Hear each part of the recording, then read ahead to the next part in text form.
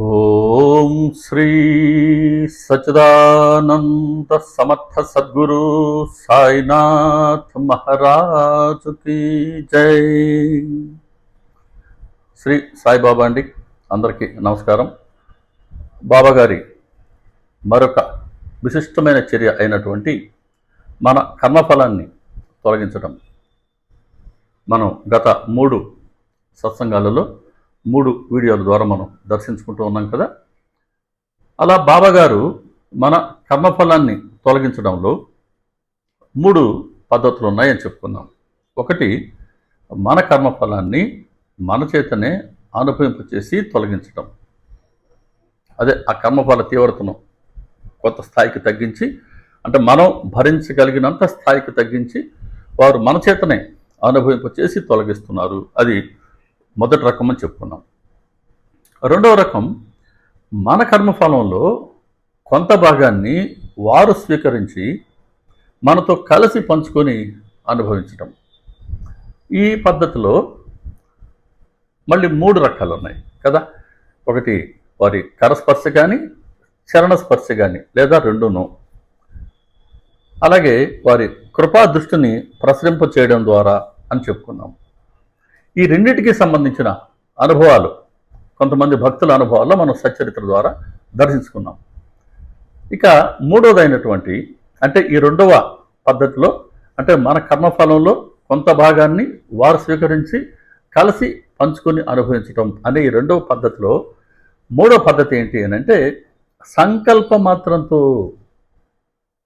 వారు భక్తుల కర్మఫలాన్ని స్వీకరించి వారితో కలిసి పంచుకొని వారి కర్మఫలాన్ని, అంటే భక్తుల కర్మఫలాన్ని తొలగించడం. దీన్ని ఈరోజు మనం దర్శించుకుందాం బాబా గారు స్ఫురింపచేసిన మేరకు. దీనికి మంచి ఉదాహరణ అండి, మన సచ్చరిత్రలో 34వ అధ్యాయం. ఇందులో శ్యామ మరదలు, అంటే శ్యామ తమ్ముడు బాపాజీ అనేవారు ఉండేవారు. వారి భార్య అనుభవాన్ని మనం ఇప్పుడు చెప్పుకుంటాం. ఈ శ్యామ తమ్ముడు మరదలు సావుల్ వహీర్ అని మన షిరిడికి ఇప్పుడు ఒక 4-5 కిలోమీటర్ల లోపలే ఉంటుంది. ఆ ఊర్లో ఉండేవారట. ఒకరోజు సాయంత్రం ఆ అమ్మాయికి బాగా గ్రంథి జ్వరం, అంటే ప్లేగు జ్వరం వచ్చింది. బాగా తీవ్రంగా ఒళ్ళంతా కాలిపోతుంది. తొడపైన 2 బొబ్బలు కూడా లేచాయట. చాలా బాధపడుతూ ఉంది భార్య. ఆ అమ్మాయి పడుతున్న ఆ వేదనని చూడలేకపోతున్నాడు బాపాజీ. భయం వేసింది. ఇక రాత్రికి రాత్రే భయపడుతూ వణికిపోతూ, అన్న శ్యామ షిరిడీలో ఉంటారు కదా, శ్యామ అంటే గుర్తుంది కదా, బాబా గారు ఈశ్వరుడు అయితే శ్యామ నందీశ్వరుడు. ఆ శ్యామ ఇంటికి పరుగులు తీశాడు. మనసులో భయం, ఆందోళన, ఏం జరుగుతుందో ఏంటో. అంటే శ్యామ దగ్గరికి ఎందుకు వచ్చాడనంటే అన్న అని అన్నకి చెప్పుకుందామని ఒకటి. అలాగే అప్పట్లో శ్యామ చిన్న చిన్నపాటి వైద్యాలు, అంటే మూలికలు, ఆకులు, పసరులు, వీటితో కొంత వైద్యం చేసేవారు. అందుకని ఏదన్నా అన్నగనకైతే వచ్చేదన్నా వైద్యం చేస్తాడేమో, అమ్మాయి జ్వరం కాస్త తగ్గుతుందేమో అని ఆశ. ప్రయత్నిస్తాం కదా అందరం, మన లెవెల్లో మనం ప్రయత్నిస్తాం. అలా ఈ ప్రయత్నం చేద్దామని శ్యామ దగ్గరికి వచ్చాడు. శ్యామకి చెప్పాడు, అన్న ఇలా ఉంది ఆవిడ పరిస్థితి, జ్వరం కాలిపోతుంది, 2 బొబ్బలు కూడా కాలు మీద లేచాయి అని చెప్పంగానే ఒక్కసారి శ్యామకి అర్థమైపోయింది పరిస్థితి. శ్యామకు కూడా నోరు ఎండిపోయిందట, మాట తెగలేదట. అయ్యో, జ్వరం ఉంది, బొబ్బలు కూడా లేచాయా, అంటే ఇది గ్రంథి జ్వరం అని శ్యామకు అర్థమైంది. అది ఎంత ప్రాణాంతకమో తనకి తెలుసు. కాబట్టి ఇప్పుడు వెంటనే తను అక్కడికి వెళ్ళి తనకు చేతనైన చికిత్స చేయాలి. అది తన ధర్మం కదా. మరి షిరిడి నుంచి సావుల్ వహీర్ వెళ్ళాలి అని అంటే ఊరు విడిచి వెళ్ళాలి అంటే దానికి సమర్థ సద్గురు బాబా గారి అనుమతి తప్పనిసరి. అప్పట్లో సంప్రదాయం ఏంటంటే, శుభకార్యమైన అశుభకార్యమైన మసీదుకి వెళ్ళి బాబా గారిని దర్శించుకొని వారికి సాష్టాంగ నమస్కారం చేసి, ఎందు నిమిత్తం వీరు ఊరు వదిలిపెట్టి పోవాలనుకుంటున్నారో, ఏ పని మీద వెళ్తున్నారో, ఎక్కడికి వెళ్తున్నారో బాబా గారికి మనవి చేసుకునేవారు. వారికి తెలియదని కాదు, వీరు మనవి చేసుకుంటే ఆయన అలాగే వెళ్ళిరా అని అనుమతినిచ్చి ఆశీర్వదించి ఊది వారి నుదుటన పెట్టి పంపించేవారు. అది వారి సంపూర్ణ అనుమతి.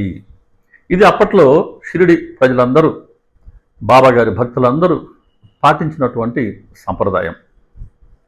దీన్ని అనుసరిస్తూ శ్యామ వెంటనే మసీదుకు వెళ్ళి బాబాగారికి సాష్టాంగ నమస్కారం చేసి, బాబా కరుణమయ్య, నీవే మాకు దిక్కు, మాకు ఇటువంటి కష్టం ఎందుకు వచ్చి పడిందో, అనుకోకుండా ఈ చింత ఎందుకు వచ్చి పడిందో, మాకు నీవే దైవం, నిన్ను కాక నేను ఎవరిని శరణు వేడగలను? ఇదిగో అమ్మాయి గ్రంథి జ్వరంతో బాధపడుతూ ఉంది, కాబట్టి ఆ అమ్మాయిపై దయ చూపండి, ఆ అమ్మాయిని ఈ జ్వరం నుండి కాపాడండి, కాస్త ఆ వ్యాధి నుంచి రక్షించండి. మీరు కాక ఎవరు మాకు దిక్కు? మేము వేరే ఎవరి వద్దకు వెళ్ళగలం సహాయం చేయమని? కాబట్టి ఆ అమ్మాయిని రక్షించి మీ మాటను నిలబెట్టుకోండి. ఏం మాట ఇచ్చారు బాబా అంటే, మనందరికి ఇచ్చిన మాట, మీ భారాన్ని నా పాదాలపై మోపండి, నేను మోస్తాను. భక్తితో విశ్వాసంతో వారిని గనక శరణుజోచితే అటువంటి వాళ్ళు ఎవ్వరికి ఆయన ఎప్పుడు వమ్ము చేయలేదు వారి విశ్వాసాన్ని. అదే మనం అంతటి విశ్వాసాన్ని వారి చరణాల వద్ద ఉంచడమే మన భారాన్ని ఆయన పాదాల చెంత మోపడం అని అంటే. కాబట్టి నేనైతే నా భారాన్ని మీ చరణాల పట్ల మోపున్నాను కదా దేవా, ఇదిగో మా కుటుంబ సభ్యురాలకు వచ్చినటువంటి చింతని మీరు తొలగించండి, ఆ అమ్మాయి వ్యాధిని మీరు నివారించి మమ్మల్ని కాపాడండి. సరే, బాబాగారు చెప్పారు, శ్యామ, ఈ అపరాత్రి నీవు సావుల్ విహిర్ వెళ్ళకు, ఇదిగో ఊది ఇస్తున్నా అని ఊది ఇచ్చారు బాబా. ఈ ఊది తీసుకెళ్ళి ఆవిడికి రాయమను, శరీరం అంతా నీటిలో కలిపి త్రాగించమను. మనం అల్లా మాలిక్ మన తండ్రి, ఏ జ్వరమైనా ఎటువంటి గడ్డైనా సరే దానంతటా అదే తగ్గిపోయి ఆవిడ హాయిగా ఉంటుంది. కాబట్టి నీవు ఈ రాత్రి అయితే వెళ్ళొద్దు, ఊదినిచ్చి పంపు, నువ్వు నిశ్చింతగా షిరిడీలో ఉండు, రేపు ప్రొద్దున నువ్వు వెళ్ళి వద్దు, కానీ అనవసరంగా నువ్వు దుఃఖించొద్దు, నీకు ఎటువంటి బాధ అవసరం లేదు. ఇక బాబాగారు ఇంత స్పష్టంగా చెప్పిన తర్వాత శ్యామకు స్పష్టంగా తెలుసు, ఈ ప్లేగు వ్యాధి నేపథ్యంలో తన మందు, ఈ చికిత్స కన్నా బాబాగారి వచనమే, బాబాగారి ఆశీర్వాదమే సమర్థవంతంగా పనిచేస్తుంది, రక్షించేది బాబాగారే అని శ్యామకు స్పష్టంగా తెలుసు. కాబట్టి బాబాగారి ఆజ్ఞను అనుసరించి శ్యామ ఆ రాత్రి సావుల్ విహిర్ వెళ్ళలేదు. తమ్ముడికి ఇచ్చాడు, అరే బాబు వెళ్ళి నీ భార్యకి శరీరం అంతా రాయి, ఈ ఊదిని నీటిలో కల్పించి త్రాగించు, నేను ప్రొద్దున్నే వస్తాను అన్నాడు. కానీ బాపాజీకి మనసులో ఎక్కడో భయం, అరే అన్న గనక వచ్చుంటే ఆవిడ పరిస్థితిని తను కళ్ళారా చూసుంటే ఏదన్నా కాస్త చికిత్స చేసేవాడు కదా అని తనకి మనసులో ఆందోళన. కానీ శ్యామకు పూర్తిగా తెలుసు, దాన్ని నివారించగలిగేది బాబాగారు ఒక్కరే అని. సరే, బాపాజీ ఇంటికి వెళ్ళిపోయాడు. శరీరం అంటే తన భార్య శరీరానికి ఆ ఊది, బాబాగారు ఇచ్చిన ఊదిని రాశారు, నీటిలో కొద్దిగా కలిపి త్రాగించారు.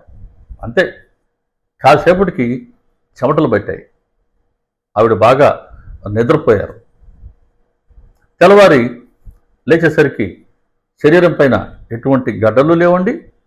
అంత తీవ్రంగా ఒళ్ళు కాలిపోతూ ఉన్నటువంటి నేపథ్యంలో రాత్రి తెల్లవారేసరికి ఎటువంటి వేడి లేదు, అసలు జ్వరం ఆనవాలే లేదు. జ్వరం పోయింది, ఆ గడ్డలు కూడా తగ్గిపోయినాయి. బాబాగారు ఏం చెప్పారు? చాలా స్పష్టంగా చెప్పారు, మనం అల్లా మాలిక్ మన తండ్రి, మనం ఆయన బిడ్డలం, మనం ఎందుకు భయపడ్డం? ఏ జ్వరమైనా ఎటువంటి గడ్డ అయినా సరే దానంతటా అదే తగ్గిపోయి తప్పక హాయి కలుగుతుంది ఆవిడకి. ఒకసారి పరబ్రహ్మ ఆయన చెప్పిన తర్వాత అంతకంటే భిన్నంగా జరుగుతుందా? జరగదు. కాబట్టి అమ్మాయి పరిస్థితి అలా ఉంది. బాబాగారు వెంటనే కాపాడారు. సహాయాన్ని కానీ సలహాన్ని కానీ కోరిన తక్షణమే ఇవ్వగలవాడను అంటారు బాబాగారు. శరీరంతో ఉన్నప్పుడు అలాగే చేశారు. ఇప్పుడు శరీరాన్ని త్యజించిన తర్వాత కూడా వారి మాట మనకు అక్షరాల అనుభవానికి వస్తూనే ఉంది కదా. సరే, తెల్లవారింది. షిరిడిలో శ్యామ పొద్దున్నే లేచి ముఖం కడుక్కొని తను సావుల్ విహిర్ పోవాలి. అయినా సరే మళ్ళీ వచ్చి బాబాగారు అనుమతి తీసుకునే పోవాలి. రాత్రి అనుమతి ఇచ్చారు కదా అని పొద్దున వెళ్ళడానికి లేదు. నువ్వు రాత్రి వెళ్ళొద్దన్నారు, పొద్దున వెళ్ళు కానీ అన్నారు. కాబట్టి పొద్దున వెళ్ళేందుకు తిరిగి బాబాగారి అనుమతి కావాలి. మసీదుకి వెళ్ళారు, బాబాగారిని దర్శించుకున్నారు, బాబాగారు అనుమతి తీసుకున్నారు, ఆశీర్వాదం తీసుకున్నారు, ఊది ప్రసాదం తీసుకున్నారు. మెట్లు దిగుతూ ఉన్నాడు సావుల్ విహిర్ వెళ్లేందుకు త్వరగా. బాబా చెప్పారు, శ్యామ వెంటనే తిరిగి వచ్చేసి అక్కడ నీవు చేయవలసిన పని ఏ మాత్రమూ లేదు, కాబట్టి నీకు అక్కడ ఆలస్యం అయ్యే అవకాశం లేదు, వెంటనే తిరిగి వచ్చేసి. ఆలోచించుకుంటూ నడుస్తున్నాడు శ్యామ. ఏంటి బాబాగారు ఏమన్నా సూచించారా అంటే, తనేదో వెళ్ళి అక్కడ మూలికలు ఆకులు పసరు తయారు చేసి వైద్యం చేయాలా అని అనుకుంటూ ఉంటే బాబా ఏమంటున్నారు, అక్కడ నీకు ఆలస్యమయ్యే అవకాశమే లేదు, వెంటనే తిరిగి వచ్చేసేయి అన్నారు కదా. అంటే నేను ఏదన్నా చేయవలసిన పనే లేకుండా ఏమన్నా జరిగిందా ఏంటి? అయ్యో 2 గడ్డలు లేచాయి. ఆ బాధని ఆవిడ ఎలా భరిస్తూ ఉందో, ఎంతగా తపన పడుతూ ఉందో, ఎంతగా వేదన పడుతూ ఉందో అని మనసులో భయం, ఆందోళన, వీటితో సతమతమవుతూ మదన పడుతూ సావుల్ విహిర్ వెళ్ళాడు. అంతే, ఆశ్చర్యపోయాడు. కారణం ఏంటి అని అంటే, అమ్మాయి పొయ్యి ముందు కూర్చుని టీ తయారు చేస్తుంది. అప్పట్లోనే టీ ఉందండి, టీ తయారు చేస్తుంది. ఆశ్చర్యపోయాడు. తమ్ముడిని అడిగాడు, అరే బాబు, రాత్రి నువ్వు ఇలా ఉందన్నావు, మరి ఇప్పుడు ఆవిడ టీ తయారు చేస్తుంది, ఇంతగా పని చేస్తూ ఉంది, చూసేందుకు బాగుంది, ఎలా సాధ్యమైంది అంటే, లేదన్నా, రాత్రి అయితే నేను చెప్పింది అక్షరాల నిజం, కానీ బాబాగారు ఇచ్చిన ఊదిని శరీరానికి రాశాను, నీటిలో కొంత కలిపి త్రాగించాను, వెంటనే చెమటలు పట్టాయి, నిద్రపోయింది. తెల్లవారేసరికి జ్వరము లేదన్నా, గడ్డలు కూడా లేవు. అంతా సాయి యొక్క మహిమ. మరి బాబాగారు ఊది ఎందుకు ఇచ్చారు అని అంటే, ఏదన్నా సరే బాబాగారి చేతితో ఒక వస్తువుని ఇస్తే, అది ఊది అనండి, పండనండి, ఒక వస్తువు అనండి, ఏదన్నా కానీ ఒక వస్తువు వారి చేతితో ఇస్తే దాన్ని మనం పుచ్చుకుంటే బాబాగారు, కొబ్బరికాయ కానీ బాబాగారి అనుగ్రహం మనకు ఈ రూపంలో వచ్చింది అని మన మనసు అనుకుంటుంది. కాబట్టి మన తృప్తి కోసం బాబాగారు వస్తువులు ఇస్తారు. కానీ ఆ వస్తువులో కాదు ఉన్నది, శక్తి వారి వచనంలో ఉంది. కాబట్టి వారు సంకల్ప మాత్రంతోనే ఆవిడ కర్మఫలాన్ని వారు స్వీకరించి ఆవిడతో కలిసి పంచుకొని అనుభవించి రాత్రికి రాత్రే ఆ కర్మఫలాన్ని పూర్తిగా తొలగించి ఆవిడని ఆరోగ్యవంతురాల్ని చేశారు. చాలా ఆనందపడ్డాడు శ్యామ. బాబాగారు చెప్పిన మాట గుర్తుకొచ్చింది, నీకు ఆలస్యం అయ్యే అవకాశమే లేదు శ్యామ, అక్కడ నువ్వు చేయాల్సిన పని ఏది లేదు, వెంటనే తిరిగి వచ్చేసేయి అన్నారు కదా. ఆహా, అంటే నేను రాకముందే నేను చేయాలనుకున్న పని బాబాగారే చేసేసారు. ఇది కదా మాటని, మరి మాటకి నిలబడ్డారు బాబాగారు. నిలబెట్టుకోవడం అంటే అది ఇచ్చిన మాటని. నీ భారాన్ని మోపు, నేను మోస్తాను అన్నారు. మరి శ్యామ భారాన్ని మోపాడు, పూర్తి విశ్వాసాన్ని బాబాగారి చరణాల పట్ల ఉంచాడు. దానికి వారి స్పందన ఇది, వారి రక్షణ ఇది. సో శ్యామ మరదలకి ఈ విధంగా బాబాగారు ఆ ప్లేగు జ్వరం నుంచి ఆవిడని కాపాడారు. సరే, శ్యామ తిరిగి షిరిడికి వచ్చేశారు. నేరుగా మసీదుకి వచ్చాడు. వెళ్ళి బాబాగారికి సాష్టాంగ నమస్కారం చేశాడు. ఇప్పుడు వినండి బాబాగారికి శ్యామకు మధ్యలో జరిగే సంవాదం. దేవా, ఏమిటి మీ ఈ లీల? మా మనసులో ఆందోళన కలిగిస్తావు, కూర్చున్న చోటని సుడిగుండాల్ని లేపుతావు, తిరిగి శాంతింపచేసేది కూడా నీవే. ఏమి లీల దేవా? శ్యామకి బాబాగారికి ఎంత చనువు అని అంటే, ఇట్లా ఇద్దరు ప్రేమగా పోట్లాడుకుంటూనే ఉంటారు. శ్యామ ప్రేమతో బాబాగారితో పోట్లాడుతూనే ఉండేవారు. కాబట్టి ఏంటయ్యా నీ లీల? మా మనసులో ఆందోళన కలిగిస్తావు, కూర్చున్న చోటనే సుడిగుండాలు లేపుతావు, తిరిగి వాటిని శాంతింపచేసేది కూడా నీవే. అంటే ఆ బాబాగారు చేసిన ఉపకారానికి చూడు ఎంత ప్రేమగా ఎలా చెప్పుకుంటున్నాడో శ్యామ. దానికి బాబా చెప్తున్నారు, శ్యామ, కర్మతంత్రం యొక్క గతి అతి గహనమైనది, దానిని గమనించు. కర్మతంత్రం మనం చెప్పుకుంటున్నది అదే. కాబట్టి కర్మతంత్రం అంటే ఆ ప్రారంభ కర్మని ఎలా అనుభవించాలి అనే ఆ పద్ధతి, కర్మతంత్రం యొక్క గతి అతి గహనమైనది, చాలా లోతైనది, దానిని గమనించు. నేను ఏది చేయను, కానీ కర్తృత్వాన్ని అనవసరంగా నా తలపై వేస్తారు. ఎంత నిరహంకారమో చూడండి. ఎలా సాధ్యమైందో బాబా గారికి అది అనిపిస్తుంది. చేసేదంతా వారే.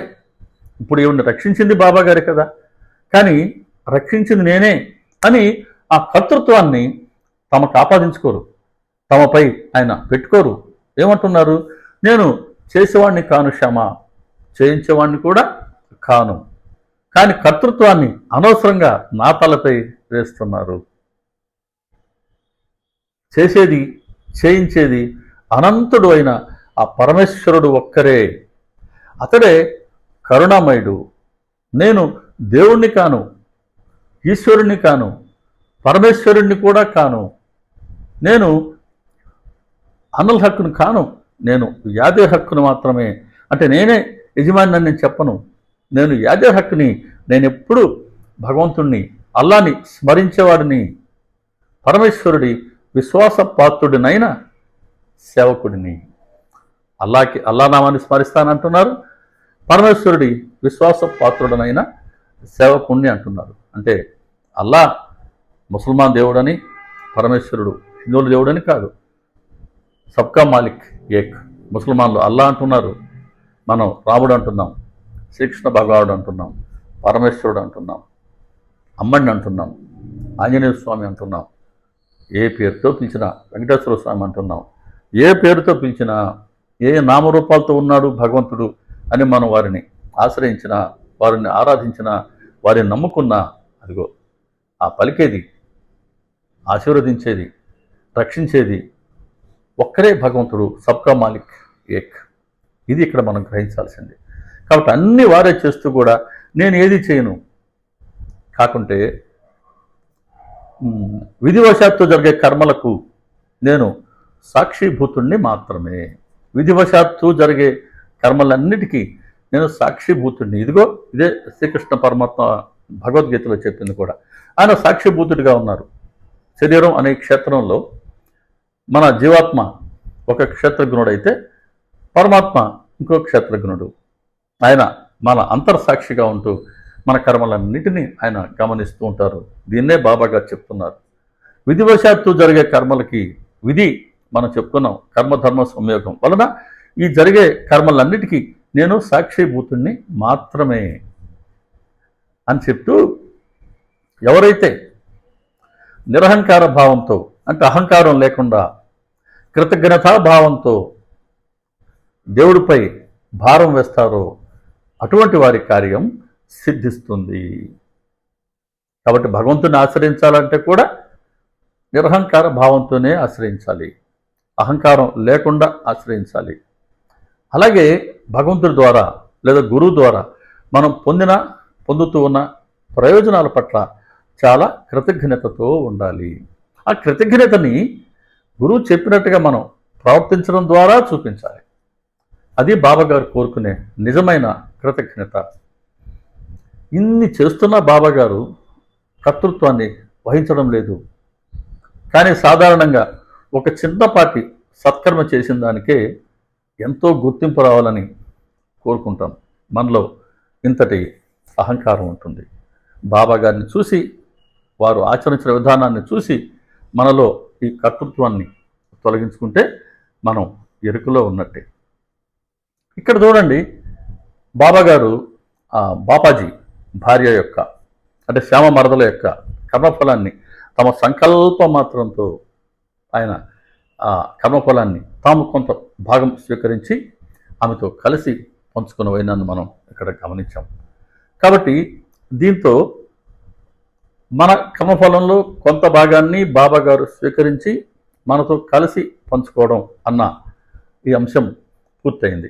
ఇక మూడో పద్ధతి ఏంటి అని అంటే, మనతో నిమిత్తం లేకుండా మన కర్మఫలాన్ని పూర్తిగా బాబా గారే స్వీకరించి వారే అనుభవించి మన కర్మఫలాన్ని తొలగించటం ఎవరైనా చేస్తారండి? అలా చేస్తున్నారు బాబా గారు అని అంటే అది దయ, ఆయన ప్రేమ, ఆయన కరుణ.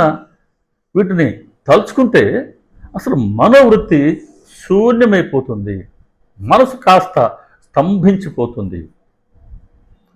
ఇందుకు 2 ఉదాహరణలు మన సచరిత్రలోనే ఉన్నవి. 7వ అధ్యాయం. కాపడ్డే గారి అబ్బాయి, కాపడ్డే గారి భార్య లక్ష్మీ కాపడ్డే చాలా మంచి భక్తురాలు బాబా గారికి. ఆవిడ తన కుమారుడితో షిరిడీలో ఉన్నారు. అప్పట్లో ఇదే మాదిరి మళ్ళీ ప్లేగు జ్వరం వచ్చింది. ఆ అబ్బాయికి ప్లేగు జ్వరం సోకింది. ఒళ్ళు తీవ్రంగా వేడిగా ఉంది, భరించలేనంత వేడిగా ఉంది. పిల్లవాడు దాన్ని తట్టుకోలేకపోతున్నాడు. మరి ఎంతైనా తల్లి కదా, తల్లి తర్వాతేనండి ఎవరైనా. కాబట్టి ఆ తల్లి బిడ్డ బాధని చూడలేకపోతుంది. ఇంకా షిరిడీలో ఉండడం కన్నా తన ఊరైనటువంటి అమరావతి అక్కడికి తీసుకెళ్ళి అక్కడ కాస్త వైద్యం చేయించవచ్చు అనుకునింది. మరి బాబాగారి అనుమతి కావాలి కదా. సాయంత్రం వాడ వద్దకు బాబాగారు, అంటే సాయంత్రం ఆయన అలా బయటకు వెళ్తూ వాడ వైపు వచ్చారు. వెళ్ళి బాబాగారి పాదాలకి నమస్కరించి తన బాధని బాబాగారి చరణాల వద్ద మనవి చేసుకునింది. అప్పుడు బాబా అన్నారు, అమ్మా, ఆకాశంలో మేఘాలు క్రమ్ముకున్నాయి, వర్షం పడి పంట పండుతుంది, మేఘాలు తొలగిపోతాయి, ఎందుకు అనవసరంగా నువ్వు బాధపడతావు? చూడు, మీ కష్టాలను నేను ఎలా భరిస్తాను అని కఫినిని ఆయన నడుము వరకు పైకెత్తారు. అక్కడ నడుము చుట్టూ కోడిగ్రుడ్లంతా పరిమాణంలో 4 ప్లేగు బొబ్బలు కనపడ్డాయి అందరికీ. అప్పుడు అర్థమైంది అందరికీ బాబాగారి దయ, ఆయన ప్రేమ, ఆయన కరుణ. అంటే అబ్బాయి అనుభవించవలసి ఉన్న ఆ ప్లేగు జ్వరాన్ని, ఆ వ్యాధిని మొత్తం పిల్లవాడు భరించలేడు కదా, ఆ వ్యాధి మొత్తాన్ని వారు స్వీకరించి ఈ బాలుడి కర్మఫలాన్ని బాబాగారు అనుభవించారు. ఇక్కడ బాబాగారు చెప్పిన మాట చూడండి ఎంత లోతుగా ఉంటాయో. బాబాగారు మాటలండి ఎక్కువసేపు చెప్పరు, చాలా చిన్నవిగా ఉంటాయి, సూత్రాల వలె ఉంటాయి, చాలా సంగ్రహంగా ఉన్నట్టు ఉన్నప్పటికీ వాటి అర్థం కాస్త మనం తరచి చూస్తే అవి చాలా గహనంగా, లోతుగాను, సమగ్రంగానూ ఉంటాయి. బాబాగారు ఒక్క మాట కూడా వ్యర్థంగా ఉండదు. వారి ప్రతి అక్షరం సత్యం. ఇక్కడ బాబాగారు ఏం చెప్తున్నారు? ఆకాశంలో మేఘాలు క్రమ్ముకున్నాయి, వర్షం పడుతుంది, పంట పండుతుంది, మేఘాలు తొలగిపోతాయి. నువ్వు అనవసరంగా ఎందుకమ్మా బాధపడుతున్నావు? ఎందుకు భయపడుతున్నావు? నీకెందుకు కష్టం? Why do you fear when I am here అని అంటారే బాబా. దాన్నే చెప్పారు ఇక్కడ. ఇక్కడ మేఘాలు క్రమ్ముకోవడం అని అంటే ప్రతి జీవికి తన ప్రారబ్ధ కర్మను అనుభవించే సమయం వస్తుంది. అది మేఘాలు క్రమ్ముకోవడం అంటే. ఇక మేఘం క్రమ్ముకున్నాక వర్షం పడుతుంది కదా, అలా ఈ కర్మఫలాన్ని అనుభవిస్తావు. అనుభవించిన తర్వాత కర్మ తొలగిపోతుంది, అలాగే మేఘాలు కూడా తొలగిపోతాయి. నువ్వెందుకు దీని గురించి అనవసరంగా కష్టపడతావు? నేనున్నాను కదా. నువ్వు అనుభవించలేకపోతే దాన్ని అనుభవించడానికి నేనున్నాను కదా. కాబట్టి కర్మఫలం గురించే బాబాగారు ఆ మాట చెప్పడం జరిగింది అక్కడ. కాబట్టి అబ్బాయికి ఈ వ్యాధిని, అంటే ఈ కర్మఫలాన్ని ఈ వ్యాధి రూపంలో అనుభవించవలసిన సమయం వచ్చింది. మేఘాలు వచ్చాయి, కమ్ముకున్నాయి. అబ్బాయి అనుభవించలేడు కాబట్టి ఇదిగో నీవు భక్తితో నన్ను ఆశ్రయించున్నావు. నేను అంటే నువ్వు నీ భారాన్ని నా పాదాల వద్ద మోపావు. నేను నీ భారాన్ని మోస్తాను తల్లి, నీకెందుకు భయం? నేనున్నాను కదా అని మీ కష్టాలు చూడమ్మా, నేను ఎలా భరించవలసి వస్తుందో. వెన్న మనసు వెన్న లాంటిది అంటారండి ఎవరిదైనా. బాబాగారి మనసు వెన్న లాంటిది అంటారు. వెన్నకైనా అండి, వెన్నను కరిగిస్తే అంటే దానికి సెగ తగిలితేనే కదా అది కరిగేది, నెయ్యి అయ్యేది. కానీ బాబాను ఆశ్రయించిన మనలాంటి భక్తులు కనుక కష్టపడుతూ ఉంటే ఆయన మన బాధను చూడలేరండి, ఆయన కరిగిపోతారు. బాబాగారి ముందు మెదలకుండా కూర్చోవడానికి మించిన స్థితి లేదండి. మౌనంగా బాబాగారి ముందు కూర్చోవడానికి మించిన ప్రార్థన లేదు. దయచేసి నా మాటను నమ్మండి. మన సమస్య ఏంటో వారికి తెలుసు. అయ్యా నీ ముందు కూర్చుంటున్నా, నీవే దిక్కునాయన అని కూర్చోవడమే. అదిగో లక్ష్మీ కాపాడ్డే బాబాగారి పట్టువాడు. ఆవిడకున్న భక్తి శ్రద్ధలకు బాబాగారు ఎటువంటి విలువనిచ్చారో చూడండి. ఆ కుమారుడు అనుభవించాల్సినటువంటి వ్యాధిని మొత్తం తామే అనుభవించారు. ఇదే మాదిరి ఇంకొక ఉదాహరణ. 1910వ సంవత్సరంలో దీపావళికి ముందు వచ్చే ఘనత్రయోదశి రోజు బాబాగారు మామూలుగానే తుని ముందు కూర్చొని ఉన్నారు. కట్టెలు ఆయన కాల్చుతూ ఉన్నారు. మంటలు బాగా ప్రజ్వరిల్లుతూ ఉన్నాయట. హఠాత్తుగా బాబాగారు 2 చేతులు ఆ మంటల్లో పెట్టేసి నిశ్చింతగా కూర్చున్నారండి. ఇలా 2 చేతులు పెట్టేశారు, నిశ్చింతగా కూర్చున్నారు. ఉండగలం అలా? కాస్త ఆ సెగ తగిలితేనే మనం చెయ్యి వెనక్కి లాక్కుంటాం కదా. అలాంటిది 2 చేతులు పెట్టారు, నిశ్చింతగా ఉండరు, తమకేమీ జరగనట్టుగా. మాధవ అనే ఒక కుర్రవాడు మసీదులో సేవ చేస్తూ ఉంది. మాధవరావు ఫస్ట్లే అనుకుంటాను పేరు. ఆ మాధవరావు కూడా ఆ సమయానికి ఉన్నాడు అక్కడ. చూశాడు, ఏంటి బాబాగారు ఇలా చేతులు ఎలా పెట్టారు మంటల్లో. మన నందీశ్వరుడు శ్యామ కూడా ఉన్నారు. శ్యామ వెళ్ళి పరుగున బాబాగారి నడుము పట్టుకొని వెనక నుంచి బాబాగారిని వెనక్కి లాగారు. బాబాగారి చేతులు బయటకు వచ్చాయి. దేవా ఏంటి, ఏం చేశారు మీరు, ఏంటి ఇలా చేశారు అని అడిగితే బాబాగారు కాస్త ఆయన తేరుకొని, శ్యామ ఒక పసిబిడ్డ తన తల్లి ఒడిలో నుంచి జారి కమ్మరివాణి కొలిమిలో పడిందిరా. నేను ఆ బిడ్డను వెంటనే పైకి లేవదీశాను. అంటే ఆ కమ్మరి భార్య తన భర్త పిలుపుని విని అది ఊదుతూ ఉందన్నమాట. కొలిమి తిత్తిని ఊదుతూ ఉంది. ఆ ఊదడంలో ఊదుతూ తన ఒడిలో ఉన్న, తన సంఖలో ఉన్న బిడ్డ సంగతి మర్చిపోయింది. ఈ బిడ్డ తల్లి సంఖలో నుంచి జారి ఆ కొలిమిలో పడిందిరా శ్యామ. నేను వెంటనే బిడ్డని పైకి లేవనెత్తాను. మరి మీ చేతులు కాలే కదా బాబా, చేతులు కాల్తే కాలే శ్యామ, బిడ్డ ప్రాణం రక్షింపబడింది కదా. ఆ బిడ్డ ప్రాణం రక్షించడానికి కోసంగా బాబాగారు తమ చేతుల్ని అగ్నిలో పెట్టి ఆ బాధను తాము స్వీకరించి బాబాగారు అనుభవించారు. ఆ బిడ్డ అనుభవించవలసి ఉన్న అగ్ని బాధను. పసిబిడ్డ ఆ బిడ్డ కొలిలో పడితే ఇంకేముంది, ఏం జరుగుతుందో మనకు తెలిసిందే. కానీ ఆ బిడ్డ జారంగానే ఆ తల్లి బాబా అనిందట. ఎక్కడ ఆ తల్లి అరిచింది, ఎక్కడ షిరిడి? బాబాగారు ఆ తల్లి పిలుపు విన్నారు. ఆ తల్లి పిలుపు విన్నారు. అంటే బాబాగారి చెవి, బాబాగారి కన్ను లేని ప్రదేశం ప్రపంచంలో ఒక్క చదరపు మిల్లీమీటర్ కూడా ఉండదండి. సర్వవ్యాపి, సర్వజ్ఞులు, సర్వాంతర్యామి, సర్వసమర్థులు. మన భాగ్యం అటువంటి సాయి సమర్థులు మనల్ని ఆయన బిడ్డలుగా చేసుకున్నారు. దీంట్లో మన గొప్పతనం ఏం లేదు. ఏ రుణానుబంధమో హేమంత్ పంత్ గారు చెప్పినట్టుగా ఏ సమయంలో, ఏ కాలంలో, ఎటువంటి నేపథ్యంలో, ఎలా వారికి నేను ఒక్క నమస్కారం చేసుకున్నానో నాకు తెలియదు. వారు నన్ను తమ ఒడిలో కూర్చోబెట్టుకున్నారు. వారినే కాదు, మనందరినీ కూర్చోబెట్టుకొని ఉన్నారు ఆయన. కాబట్టి ఆ తల్లి పిలుపు విన్నారు. వెంటనే ఇక్కడ దునిలో, అగ్నిలో తమ చేతులు పెట్టి అక్కడ ఆ బిడ్డని పైకి లేవదీశారు.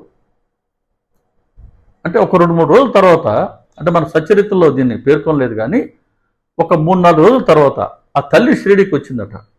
ఆ తల్లి చెప్పింది, అయ్యా ఇదిగో ఫలానా రోజు ఈ ఫలానా సమయంలో నా బిడ్డ కొలిలో పడిందయ్యా, నేను భయపడ్డాను, కానీ బాబాగారు నా బిడ్డని పైకి లేవదీసి ఇచ్చారు. నా బిడ్డకి ఏమీ గాయం కాలేదు నాయన, కాబట్టి బాబాగారిని దర్శించుకుందామని వచ్చాను. ఎంత ప్రేమ. సరే, బాబా గారి చేతులు కాలడం అనేది ఇక్కడ ఆ బిడ్డను రక్షించడానికి ఒకటి, అదొక ప్రయోజనం. అంటే ఆ బిడ్డ ప్రాణం రక్షించారు, తల్లి భక్తిని కూడా బాబా గారు పెంపొందించారు. ఇక రెండవది ఏంటి అంటే, ఇంకా బాబా గారి చేతులు కాలేవు కదా, ఈ శ్యామ నానాసాహెబ్ చంద్రకర్ బాంబేలో ఉండేవారు కదా, ఆయనకి లేఖ రాశారు. అయ్యా, ఒక మంచి వైద్యుడిని తీసుకురండి, బాబా గారి చేతులు కాలేయండి, మనం కాస్త చికిత్స చేద్దాం అంటే ఎంత పూర్తిగా కాలేయో పాపం. శ్యామ అనే ఇతర భక్తులే చూడలేకపోయారు. సరే, నానాసాహెబ్ చంద్రకర్ డాక్టర్ పరమానంద్ అనే డాక్టర్ని, కొన్ని మందుల్ని వెంట పెట్టుకుని షిరిడీకి వచ్చారు.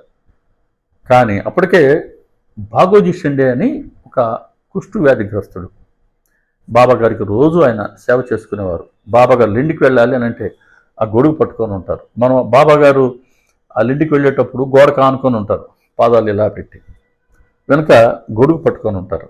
ఆ ఫోటో చూడండి, బాబు సార్ బుట్టి కూడా ఉంటారు. అక్కడ ఆ గొడుగు పట్టుకొని ఉండేది ఈయన మన భాగోజీ షిండే. ఈయన కుష్టు వ్యాధిగ్రస్తుడు, బాగా శరీరం అంతా పుళ్ళు, చిము, విపరీతమైనటువంటి దుర్వాసన. అయినా సరే ఎంతో దురదృష్టం కొద్దీ అటువంటి వ్యాధి ప్రాప్తించినప్పటికీ ఇంకెంత అదృష్టమో, సాక్షాత్తు భగవంతుడు ఆయన రోజు సేవించుకుంటున్నాడు. లెండికి వెళ్ళేటప్పుడు ఆ గొడుగు పట్టుకుని సేవ చేసేవారు. ఇక్కడ రోజు ఉదయం వచ్చేసేవారు. బాబా గారు ఆయన వేకువనే లేచి ధూని ముందు కూర్చునేవారు. ఆ సమయంలోనే ద్వారకామాయికి భాగోజీ షిండే వచ్చేవారు. అంటే ప్రతిరోజు బాబా గారిని ద్వారకామాయిలో దర్శించుకున్న మొట్టమొదటి భక్తుడు ఆయనే. తొలిసారి దర్శనం, ప్రతిరోజు ఆయనే తొలి భక్తుడు. వచ్చి బాబా గారిని దర్శించుకొని వారి పక్కనే కూర్చొని ఉండేవారంట. ఇక చేతులు కాలినప్పటి నుంచి ప్రతిరోజు ఆ చేతులకైనా నేతిని పూసి నేతి మర్దన చేసేవారు. అంటే ముందు రోజుల్లో నెయ్యిని పూసి ఆకులు కట్టుకట్టేవారట. తర్వాత రోజు వచ్చి కాళ్ళకి చేతులు కూడా ఆయన మర్దన చేసేవారు. బాబా గారి ఆ కాలిన గాయం నయమైన తర్వాత కూడా రోజు ఆయన నేతి మర్దన జరుగుతూనే ఉందట, రోజు కట్లు కడుతూనే ఉండేవారట. ప్రతిరోజు ఉదయం వచ్చి కట్లు విప్పి మర్దన చేసి తిరిగి కట్లు కడుతూనే ఉండేవారు. బాబా గారికి ఎటువంటి బాధ లేకపోయినా, బాబా గారికి ఈ చికిత్సతో, ఈ సేవతో ఎటువంటి అవసరం లేకపోయినప్పటికీ, అంటే ఏం చేశారు బాబా ఇక్కడ, అతడి కర్మఫలాన్ని తిరిగి తాము స్వీకరించి అనుభవిస్తూ ఉన్నారు. దానికోసంగా రోజు ఆ సేవ భాగోజీ షిండేకి ఇచ్చారు. మరి బాబా గారి కరస్పర్శ, బాబా గారి చరణస్పర్శ, బాబా గారి కృపాదృష్టి ఇవన్నీ ఇచ్చి ఎంతో తీవ్రంగా ఉన్న అతడి ఆ వ్యాధి తీవ్రతను కూడా బాబా గారు తగ్గించి అలా వారు పంచుకొని అనుభవించారు. కాబట్టి ఈ చేతి గాయం, అంటే ఈ కాలిన గాయం అటు పాపని రక్షించింది, ఇటు భాగోజీ షిండేకి ఇటువంటి సేవా భాగ్యాన్ని బాబాగారు ఇవ్వడం జరిగింది. మరి ఇక్కడ ఒక అనుమానం రావచ్చు, అయ్యా మరి మండుతున్న మంటలో అగ్ని ప్రజ్వరులుతూ ఉన్న మంటలో 2 చేతులు పెడితే కాలం అంటండి, దానికేంటి, దానికి మరి ఏదో చెప్తారేంటి అని అనొచ్చేమో. కేవలం మంటల్లో చేతులు పెట్టినంత మాత్రాన బాబా గారి చేతులు కాలుతాయా? దీనికి సమాధానం సచ్చరిత్రలోని 38వ అధ్యాయం తెలుపుతుంది. బాబా గారు అప్పుడప్పుడు మసీదులో అన్నదానం చేసేవారు. అప్పుడు వారే స్వయంగా సంతకు వెళ్ళి బియ్యం అనండి, పిండి అనండి, ఇతర పప్పు దినుసులు అనండి, కూరగాయలు అనండి, ఇవన్నీ తెచ్చుకునేవారు. అన్నిటిని వారే చక్క చేసుకునేవారు, వారే నూరేవారు, వారే పొయ్యి వెలిగించేవారు, వారే కట్టెలు పెట్టేవారు, వారే ఒక పెద్ద పాత్ర పెట్టి ఆ పాత్రలో బియ్యం నీరు సరిపడా వేసి అన్నం వండేవారు. ఇట్లాంటి పనులు చేయమని ఎవరికైనా చెప్పచ్చు, కానీ అన్నదానం చేసే రోజు స్వయంగా వారే ఎంతో తృప్తిగా ఈ పనులన్నీ చేసేవారట. మరి అన్నం కొత్త ఉడుకుతున్నప్పుడు అడుగు మాడకుండా దాన్ని మనం తిప్పాలనుకున్నప్పుడు మనమైతే పెద్ద గరిట ఉపయోగిస్తాం. ఆయన ఈ కఫిని చేతిపై నుండి కఫిని పైకి లాక్కుని చేతినే ఇట్లా పెట్టి ఆ పాత్రలో ఆయన కలి తిప్పేవారు. ఏ నేపథ్యంలో? కొత్త ఉడుకుతూ ఉంది అన్నం, అంత వేడిగా ఉన్న పాత్రలో ఆయన చేయబెట్టి కలి తిప్పుతున్నామే అనుకున్నప్పుడు చేతిని పెడుతున్నామే అన్న భయం కూడా కనబడేది కాదట బాబాగారి ముఖంలో. అలాగే చేయి తీసిన తర్వాత కాలిన గాయం ఉండేది కూడా కాదట. మరి అప్పుడు చేయి కాలింది కదా మంటలో చేతులు పెడితే, మరి ఇప్పుడు కూడా కాలాలి కదా, మరి ఇప్పుడు ఎందుకు కాలలేదు? ఇప్పుడు కాలింది, అప్పుడు ఎందుకు కాలింది? ఈ రెంటిని మనం బేరేజ్ వేసుకోవాలి. అందుకే సచ్చరిత్రలో ఏ అధ్యాయానికి అధ్యాయం కాదు, అన్ని అధ్యాయాల్ని మనం చక్కగా అవగాహన చేసుకొని అధ్యయనం చేసినప్పుడే బాబాగారి శక్తి మనకు అర్థం కావడం కాదు, మన అనుభవానికి వస్తుంది. దీనికి కొద్దిగా సత్సంగం జోడికి కావాలి. బాబాగారి అనుగ్రహంతోనే సత్సంగం దొరుకుతుంది. సత్సంగంలో పాల్గొని బాబాగారి మహిమలను వినాలి అన్న శ్రవణ ఉత్సాహం కూడా కలుగుతుంది. కాబట్టి అక్కడ ఒక మాట రాస్తారు హేమంత్ పంత్ గారు 38వ అధ్యాయంలో. బాబాగారి చేతులు మరి ఆ కొత్త ఉడుకుతున్న అన్నాన్ని కలి తిప్పినప్పుడు కాలలేదు కదా అంటే, ఎవరి బాబాగారి చేతి స్పర్శతోనే భక్తులకి ఆయన త్రితాపాలను శాంతింపజేస్తారు కదా, అట్లా భక్తుల త్రితాపాలను తొలగించగలిగే సామర్థ్యం ఉన్నటువంటి బాబాగారి చేతిని అగ్నిదేవుడు ఎలా బాధించగలడు? అగ్నిదేవుడికి బాబాగారి శక్తి తెలియనిదా అని రాస్తాడు. అలా అటువంటి చేతిని అక్కడ మరి ఎటువంటి బాధ కలగలేదు అన్నాన్ని ఆయన కలి తిప్పినప్పుడు. కానీ ఇక్కడ ఆ పాప కర్మఫలాన్ని స్వీకరించాలి కాబట్టి, ఆ పాప అనుభవిస్తే పాపకి హాని జరుగుతుంది కాబట్టి దాన్ని పరిపూర్ణంగా బాబాగారే స్వీకరించి అనుభవించడం జరిగింది. ఇలా కర్మఫలాన్ని తొలగించడంలో బాబాగారు ఈ 3 పద్ధతుల్ని ఆయన మరి పాటించారు. ఇవన్నీ మనం సచరిత్ర ద్వారా దర్శించుకున్నాం. ఇలాగే కాకుండా మన సమిష్టి కర్మఫలాన్ని కూడా బాబాగారు నశింపజేస్తారండి. మొట్టమొదటి అధ్యాయంలోనే షిరిడిలో కలరా వ్యాధి తీవ్రంగా ఉన్నప్పుడు అందరికీ భయం వచ్చేసింది, ఏమవుతుందని. అప్పుడే బాబాగారు గోధుమలు తిరగలతో విసిరి ఆ గోధుమ పిండిని షిరిడి నలుమూలల సరిహద్దుల్లో చల్లించారు కదా, అప్పటి నుంచి కలరా వ్యాధి పారిపోయింది. అంటే అప్పటి షిరిడి ప్రజల సమిష్టి కర్మఫలాన్ని ఆయన గోధుమల రూపంలో నశింపజేసి రామ సరిహద్దుల్లో చల్లించారు. అదే మాదిరి మనకు కూడా 2020 నుంచి 2022 వరకు ఆ 2 ఏళ్ల పాటు కరోనా వ్యాధి వచ్చింది. ప్రపంచానికి అంతటికీ వచ్చింది. ప్రపంచమే షిరిడి అయిపోయింది. అప్పుడు షిరిడి చిన్న గ్రామం, బాబాగారు కాపాడారు. మరి ఇప్పుడు ప్రపంచమే షిరిడి అయిపోయింది. మనకు తెలిసిన ఆప్తులు ఎంతోమంది మనం అప్పుడు కోల్పోయాం. మనకు తెలిసిన వాళ్ళు, మిత్రులు ఎంతోమంది భగవంతుడు ఐక్యమయ్యారు. ఇంతమంది సమిష్టి కర్మఫలాన్ని బాబాగారు ఆయన నశింపు చేయబట్టే మళ్ళీ అందరం స్వేచ్ఛగా బయటపడ్డాం. అలా సమిష్టి కర్మఫలాన్ని కూడా బాబాగారు నశింపు చేస్తారు. కాబట్టి మన మీద దయతో, ప్రేమతో, కరుణతోనే భగవంతుడు ఈ శరీరాన్ని ధరించి మన కోసం అవతరించారు. ఇక బాబాగారి మరిన్ని విశిష్ట చర్యలని వచ్చే వీడియోలో మనం చెప్పుకుందాం, దర్శించుకుందాం. బాబాగారు స్ఫురింప చేసినంత మేరకండి. శ్రీ సాయిబాబా. అందరికీ నమస్కారం. మన ఛానల్ని ఇతర భక్తులకు కూడా పరిచయం చేయండి. శ్రీ సాయిబాబా.